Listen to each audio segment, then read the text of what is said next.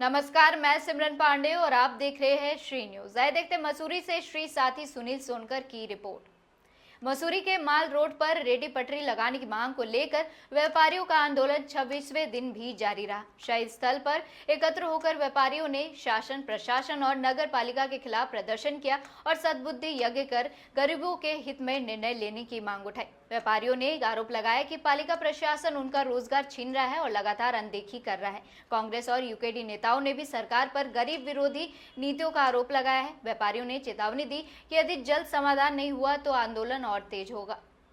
जो रेडी पटरी वालों की समस्या बहुत गंभीर समस्या है और जो भी कमेटी यहाँ की बनी होगी उसमें जो है इन लोगों को, जो ये पुराने लोग हैं, कायदे में तो इनको रखा जाना चाहिए था, लेकिन क्या पॉलिसी बनी, क्या किस तरह का जो है, जो भी षड्यंत्र का, मैं षड्यंत्र कहूँगा उसको, किस तरह का षड्यंत्र रचा गया जो इनको बाहर कर दिया गया। मैं मीरा सकलानी से यही निवेदन करूंगा कि आप जो आज ये यहाँ बुद्धि शुद्धि यज्ञ कर रहे हैं और जो ये यहाँ पे जो वासु देवता, गोलू देवता, जहाँ भी इनको मतलब अपनी प्रार्थना लेकर, अर्जी लगाकर जाना है, उनकी बददुआ से बचें आप और इनके बारे में सोचें।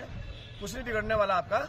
आप जो है सरकार से सहयोग लें, अपने मंत्री से सहयोग लें, कमिश्नर से, कि भाई इनको बैठाना है, तो कोई कारण नहीं कि ना बैठ सके। जिस तरह से मतलब ये पीड़ा है, देखो भूखे तो है, ये लोग यहाँ यहीं पैदा हुए, यहीं बड़े हुए, अब इनका कोई बोलने वाला खेवनहार नहीं है, तो मैं यही कहूँगा कि आप इनके खेवनहार बने और इनको जगह दें ताकि ये आपका नाम कर सके, वरना आपको जो है इनकी बददुआ का सामना करना पड़ेगा। देखिए जी, हमने आज जो ये शुद्धि बुद्धि रखी है, ये इनके भगवान इनको सद्बुद्धि दे।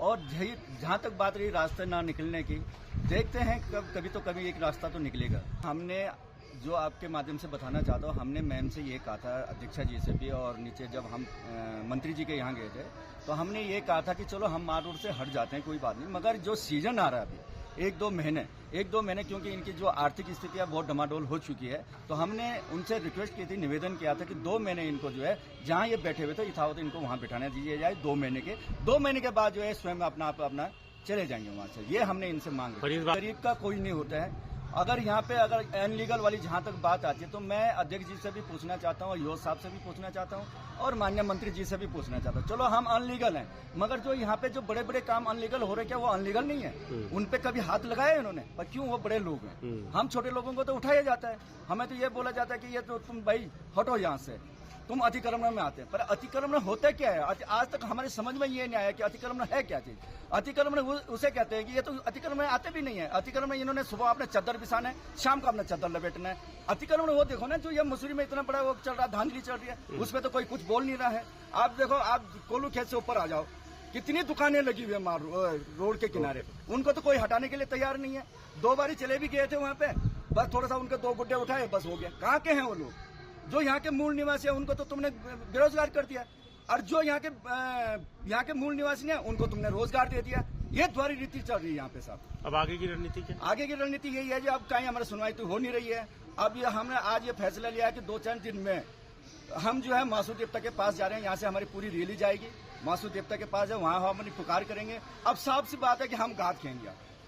ये हमारा अब लास्ट स्टेज है, उसके बाद हमारी दुकानें लगे ना लगे। देखिए, आज उत्तराखंड में बने हुए आज 25 वर्ष पूरे हो गए और 26 वर्ष में चले गया है। और जो लोग हमारे गरीब तबके लोग थे वो और नीचे, उनकी हालत खराब होती जा रही है।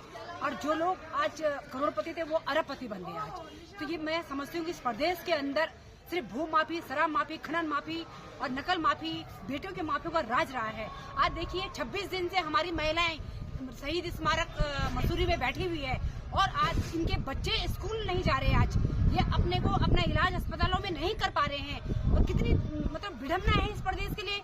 मतलब 25 वर्ष होने के बाद भी अगर हमारा यहाँ का स्थानीय लोग अगर सड़कों में है तो ये बहुत दुखद विषय है। वो दिन दूर नहीं है जब भारतीय जनता पार्टी को लोग उखाड़ फेंकेंगे। देखिए, सुनाना पड़ता है, सुनने वाला चाहिए, लेकिन यहाँ पर सुनने वाला गोल है, यहाँ पर सुनने वाला कोई नहीं है। आज बुद्धि गायब है, शुद्धि हो नहीं सकती, क्योंकि बुद्धि जो है वो पैसे में लगी हुई है, पैसा कमाने में लगी हुई है, जमीनों की खरीद फरोख्त में लगी हुई है, संसाधन बेचने में लगी हुई है। और शुद्धि कैसे होगी? क्योंकि शुद्धि भी खत्म हो गई बुद्धि के साथ साथ। तो आज हमने इसीलिए बुद्धि और शुद्धि दोनों को जागृत किया है कि कम से कम हमारे जो पहाड़ों में देवभूमि है, पहाड़ों में देवता होते हैं, उन देवताओं के माध्यम से हो सकता है पैराशूट कैंडिडेट और हमारे शक्तिमान जी की बुद्धि थोड़ी सी जागृत हो। थोड़ी सी मैंने जागृत की है। उत्तराखंड में, देहरादून में जब मैं शराब माफियाओं के खिलाफ लड़ रही थी तो शक्तिमान जी को आना पड़ा और स्वीकार किया उन्होंने कि हाँ गलत काम हुआ है, तो धन्यवाद भी दे देती हूँ, क्या बुराई है। लेकिन गलत काम के लिए नहीं बख्शने वाली हूँ, और ये गलत काम हो रहा है यहाँ पर। गलत काम के लिए हम नहीं बख्शेंगे, क्योंकि ये जो है हमारे गरीबों की लड़ाई है। गरीबों को आप जो है फिर आप कल को कहेंगे यहाँ पर तो बहुत सारे लोग जो है ये काम कर रहे हैं, वो काम कर रहे हैं, गलत काम कर रहे हैं। अरे भाई, इन्हीं लोगों को आप तैयारी करवा रहे हैं, ये कहाँ जाएंगे रोजगार पाने। जब बच्चे भूखे मरते हैं ना, तो आदमी कुछ भी करता है। जब किसी के बच्चे भूखे मरते हैं, घर में राशन नहीं होता है, बच्चों के पास तन पे कपड़ा नहीं होता है, पढ़ाई नहीं होती है, लिखाई नहीं होती है, तो निश्चित रूप से कोई ना कोई गलत काम होगा। और ये लोग जो है समाज में जो है गंदगी फैलाने का काम कर रहे हैं। इनको सुधरना पड़ेगा, इनको सुधारना भी पड़ेगा और सुधरना भी पड़ेगा।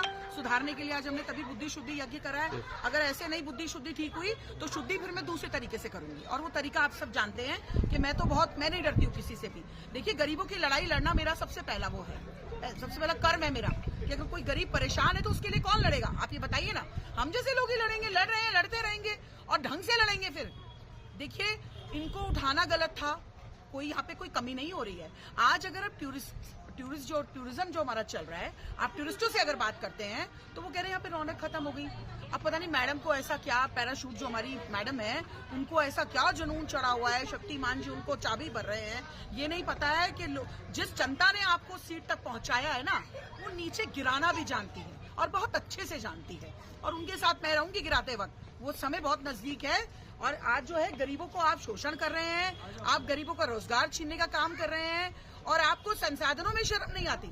पूरे संसाधन आपने लूट दिए पूरे उत्तराखंड के, उसके लिए आपको कोई शर्म नहीं है। वो तो लूटो कूद, क्योंकि वो कोई पूछने वाला नहीं है, पूछने वाला नहीं है। आज जॉर्ज एवरेस्ट की बात करती हूँ, जिसकी लड़ाई मैंने लड़ी और लड़ती रहूंगी। आज अब उसमें आपको नक्शा देखना नहीं आ रहा है, आप जगह पर जाती हैं, आपको ये भी पता नहीं चलता कि नक्शा कैसे सर्च करना है। बड़ी शेम ऑन यू। मतलब मैं तो बड़ी हैरान हूँ कि ऐसे लोगों को ला करके आपने, देखिए, जब तक जमीनी आदमी को आप काम नहीं देंगे, जमीन पे जो रहते हैं हमारे भैया हैं, हमारे बहुत सारे लोग हैं हमारे, जिन लोगों को समझ है, जो जमीन के अंदर घुसे हुए हैं, जब तक हम जनता के बीच में नहीं है, हम कैसे काम करेंगे? हाउ टू वर्क, मुझे बताइए आप। जनता के बीच में रहना सीखिए, जनता को समझना सीखिए, जनता के कष्टों को समझना सीखिए, जनता के रोजगार के बारे में सोचिए, तब जाके जनता आपको एक्सेप्ट करेगी। 2027 को कैसे देख रहे हैं? 2027 में असर पड़ेगा? देखिए, मैं राजनीतिक रूप से नहीं आती हूँ यहाँ।